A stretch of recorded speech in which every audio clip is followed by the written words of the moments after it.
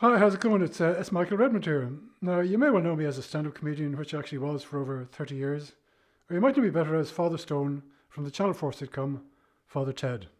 And if that happens to be the case and you're still wondering how I am after all these years, well, I'm still fine.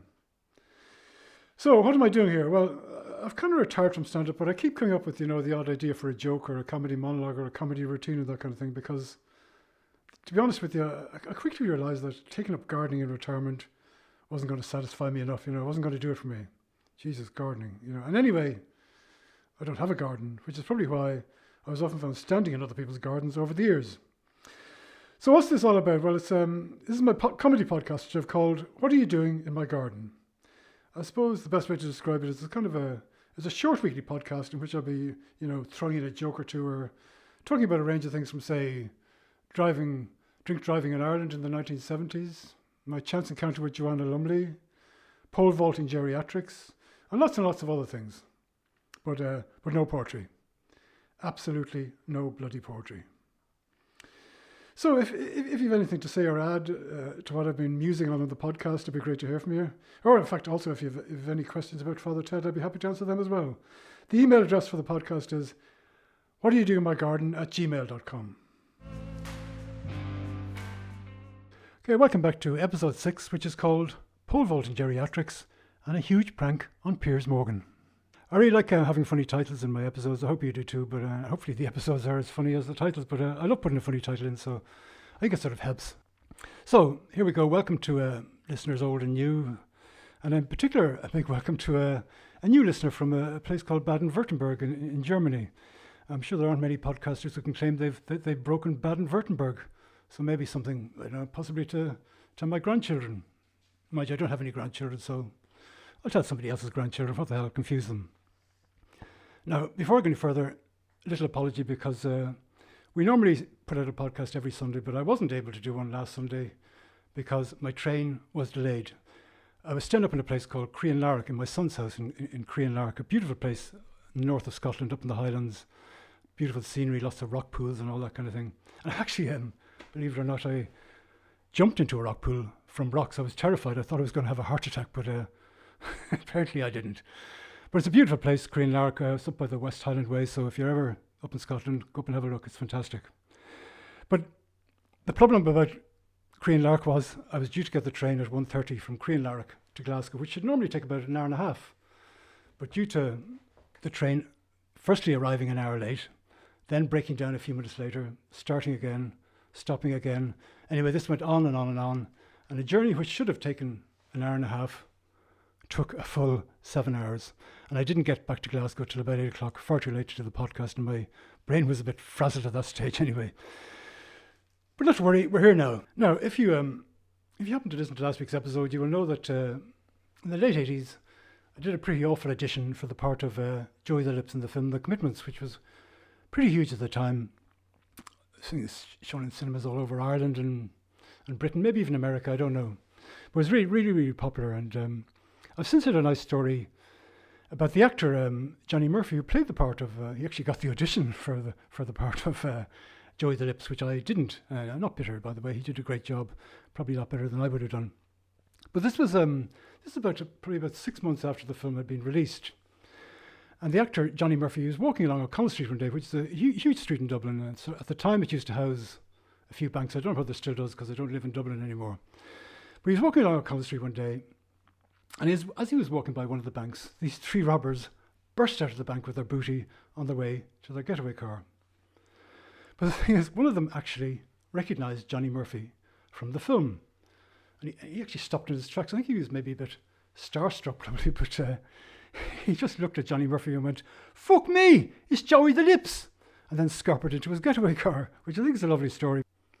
Now, there's an island called Okinawa off the coast of Japan. Some of you may be aware of it, some of you may not, but it's noted for the fact that its natives live a very long life, longer than anywhere else in the world, apparently. And it's all down to a few things, that their diet, which is made up entirely of fish, and the fact that they have quite a relaxed lifestyle. They practice Tai Chi in the park, and hardly any of them drink or smoke, that kind of thing.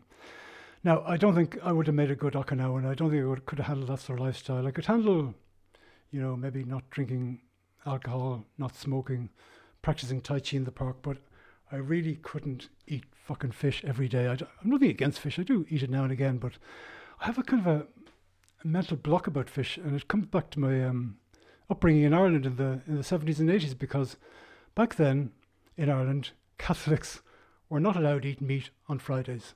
I don't know where this rule came in. It was an edict from the Catholic Church, probably from some pissed pontiff back in the 16th century, I don't know, who maybe said, oh, you cannot eat meat anymore, you must eat fish on Friday. It probably pissed out of his brain, I don't know. But everybody in Ireland ate fish on Fridays because they couldn't eat meat. And the entire country fucking stank of fish. I mean, the smell was so strong that seagulls would fly in from abroad just for the day, you know, people coming home with smoked haddock in their coat pockets for dinner and streets strewn with half-dead lobsters trying to make a break for it. But, so I wouldn't have made a good Okinawan, basically. But the thing about this is that it's not just Okinawans are living longer than other people, but it's not just that. Everybody around the world is living longer due to sort of advances in medical science and improved diet and all that kind of thing. Now, it's fine that people are living longer, but I have a slight problem, because as they get older and physically stronger, is that going to be sort of matched with a mental agility, you know? Because I have this fear from the future we're going to end up with these sort of maybe hordes and hordes of super fit but yet senile geriatrics, you know, escaping from old people's homes by pole vaulting over the walls and running into the local park and chasing the ducks in the pond instead of feeding them. But I was thinking, if we can have pole vaulting geriatrics, why can't we have geriatric Olympics? I think that'd be brilliant. I think I can imagine Sky Sports, well, metaphorically speaking anyway, would sell their granny to cover an event like that. I think it'd be brilliant watching all the geriatrics going around the tracks doing their thing. Well, you could have some stumbling blocks, I suppose. Maybe you might have a misfiring geriatric javelin thrower taking out the leader, the 98-year-old Kenyan who has been leading the 1500 metres up into the final bend. Pretty cruel, but bloody good television. But I was reading somewhere recently that the oldest man in the world is not actually an Okinawan. It's an Englishman called John Alfred Tennyson, who's 111 years old. Now, that sounds fine, but I don't think I want to live to that age. You know, imagine being 102, 103 years old and suddenly thinking to yourself, for fuck's sake, things are dragging on a bit now, you know? And to make matters worse, my 79-year-old son is still living at home. I've been trying to get him to clean his room for years, but now he says he can't do it because of arthritis, the little bastard. But on the subject of age, I say I don't want to live to 102, 103, but just in case I do, I've made my last will and testament recently. Now, I've left everything in my will to my 3 kids, except my old 1970s lime green sofa bed with cigarette burns in it, because my kids said if I leave that in the will to them, they're just going to throw it out. And I don't want it thrown out because it's got some sentimental value. So just for a laugh, just for the hell of it, and I have genuinely did this, I've left my 1970s sofa bed in my will to Piers Morgan. Now, I don't know him, it's completely random, but in 10, maybe 20 years' time, Piers Morgan is going to inherit my 1970s sofa bed and he won't know what the fuck is going on. But since I've been thinking about that, I think maybe if everybody could leave something trivial in their will to Piers Morgan, that would be bloody brilliant, wouldn't it? Because over the next 10, 20, 30, 40 years, he'd be receiving old cracked teapots, shitty sofas like mine, and I don't know, maybe old Monopoly sets with half the hotel pieces missing. It'd be brilliant. It'd be the prank of the century. Let's go for it. But I have one slight regret about leaving my lime green 1970 sofa bed in my will to Piers Morgan, and that is that unfortunately I won't be alive to see Piers Morgan's expression as my sofa arrives on his doorstep. As I mentioned before, I was a stand-up for over 35 years, and over those years I had some very memorable gigs, probably thousands of gigs altogether, some memorable, some not so memorable, but one gig is always embedded in my mind. I think it's the same with all stand-up comedians. Every one of us remember our first gig. I'll tell you a little bit about my first gig because it's embedded in my memory. I arrived in London to do comedy in the stand-up circuit, and I arrived one sort of cold, wet, rainy Monday morning in January at 7 a.m. at Euston Station. And I was told maybe to head to Finsbury Park because there was a lot of flats to rent in that area. And it was quite handy because Finsbury Park was only about 2 or 3 tube stops from Euston Station, Euston Underground. So I headed from the main station in Euston towards the Underground leading into the tube station. I couldn't fucking believe it because I've been living in Dublin all my life, and I've been on an escalator here and there, maybe just little small escalators in shopping centres, but I couldn't believe the size of this fucking escalator. It seemed to sort of burrow deep into the underground, never to return. And I was actually terrified stepping on it that I wouldn't come back again. But anyway, I controlled my nerves and got on the escalator and eventually arrived in Finsbury Park. I spent most of the morning lugging my suitcase around. Actually, it was one of those old-fashioned suitcases, you know. Back in those days, suitcases didn't have wheels. Young people may have realised that. In those days, you'd no wheels on your suitcase. It wasn't like today, you lucky bastards, you got wheels on your suitcases. So I was lugging my suitcase around Finsbury Park, around estate agents in Finsbury Park. I think it was probably by the mid-afternoon. I finally was offered a bed sit in a place called Turnpike Lane, which is in North London, not far from Finsbury Park. It was a pretty horrible little bed sit. Hardly any furniture. I think there was an old single rickety bed and a table and chairs, and in fact not chairs, just one chair. But I did buy a sofa for the flat. That was my 1970s lime green shitty sofa with cigarette burns in it. And in fairness, I think the cigarette burns weren't in it when I bought it. It cost me £5 or something. I think the cigarette burns are probably down to me. But I was staying in this shitty little bed sit, and my first gig was about 2 weeks after I arrived in London, and I was in this vegetarian restaurant on the Archway Road. And I vividly remember walking towards the gig, and it's a strange thing doing your first gig, a really weird mixture of emotions. I can only describe it as a mixture of blind terror and wild excitement. So I arrived at this vegetarian restaurant on the Archway Road. The gig was run by a guy called Kim Wells, a lovely man. If you're still listening, Kim, hello, and I hope you're doing well. So I arrived at this vegetarian restaurant. Now, vegetarianism, lost on my words there. Vegetarianism was sort of a very small scale in Ireland then. In fact, I'm not even sure if there was a vegetarian restaurant in Ireland at the time. So I had this sort of naive preconception of what vegetarians would be like, and I was expecting all the punters in the restaurant, all the men to be wearing sandals and shorts and sporting a big, huge beard and that kind of thing, and all the women wearing kimonos. But it wasn't like that at all. In fact, it was the complete opposite. Hey, thank you. Anyway, I was standing in the wings, waiting to go on. I think it was about halfway through the show, waiting to go on stage. Well, I say stage. It wasn't really a stage. It was just sort of a space in front of the tables that they'd made. And I remember my legs I wasn't sure if my legs were going to carry me to do the gig. I just felt really rubbery and terrified. But I eventually made it on stage, and I vividly remember my first gag went really well. It was the gag I've mentioned before that, like most people from Ireland, I was born a Catholic, which actually came as a bit of a shock to my parents, who were both Jewish. And everybody laughed. I couldn't believe it. People were actually laughing at my jokes. And I can't remember any other material I did during the show, but I can recall at some point there's this woman in the audience. I think she was a bit pissed. Now she wasn't trying to be disruptive, but at one point she just blurted out, "Are you married?" And the entire audience fucking cracked up. I managed to get a quick quip in, and I said, "I'm not quite sure if I'm married. What year is it?" But the gig went really well. I couldn't believe it. People were actually laughing at me on stage. And the main thing is, the guy, Kim Wells, offered me a booking for 6 weeks later. I couldn't fucking believe it. I was actually getting paid to do comedy. I mean, it probably wasn't very much, probably only about 10 quid.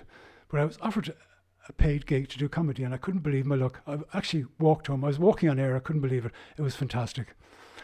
That was my first gig. Now, I'll tell you in another episode about another gig I did, which is about 5 weeks later. And it was the complete opposite to doing a gig in the vegetarian restaurant. It was a place called the Tunnel Club, which is in southwest London, notorious Tunnel Club, I should say. It was run by a guy called Malcolm Hardy. Anyway, I'll tell you about that in another episode.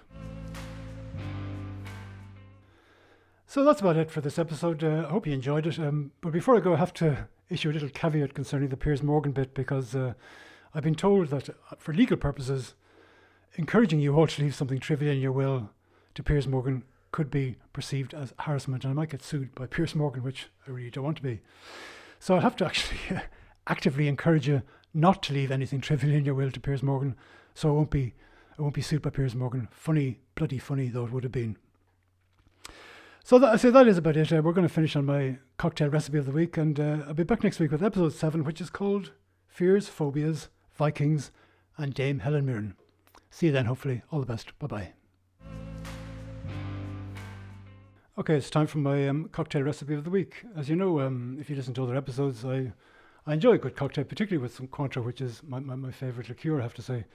But I wasn't always like that. I mean, it's only in the last sort of, I'd say, maybe 5-6 years I've started drinking cocktails. Didn't drink them when I was in Ireland, or even when I was in my comedy days in London, but it's actually all down, surprisingly enough, to my 22-year-old son who loves a good cocktail, and he sort of got me into cocktails rather than just me sort of picking it up myself. So, and also the fact that I'm now retired helps a lot, because I've plenty of time to make cocktails, and it's something I actually look forward to every evening around 6 o'clock every evening, or even maybe 8 o'clock, or maybe even 10 o'clock, who knows. But I do love a good cocktail, and I hope you do too, and I hope you've been enjoying all the recipes I've given you so far. So sit back and enjoy this cocktail recipe of the week, which is called a boozy orange coffee. It's a bit more sort of sweet than the other ones I've had before. Let me say a bit more kind of sumptuous, maybe might be the word for it. But you really love it. I've had one already. Not today. I've had one yesterday. I'm not pissed. So here we go with the recipe for boozy orange coffee. So I hope you're properly attired for the cocktail. So here we go with the ingredients, as what you call them. You want 40 milliliters of Cointreau, 150 milliliters of freshly brewed black coffee. Now, none of your instant crap. It has to be freshly brewed black coffee. You'll also need 1 teaspoon of sugar, and finally 50 milliliters of chilled and whipped double cream. Now you dump the cream into the shaker, put all the other ingredients in the shaker, and then you pour the cream over the cocktail with, over the back of a spoon, the way I do it. And it's a lovely cocktail. I've had them many times, not today because I'm not pissed. I don't get pissed before I do my podcast, but it's a brilliant cocktail. And it's a bit more, as I mentioned before, it's a bit heavier than the other ones I've done before. So pour yourself one, enjoy it, and I'll speak to you next week.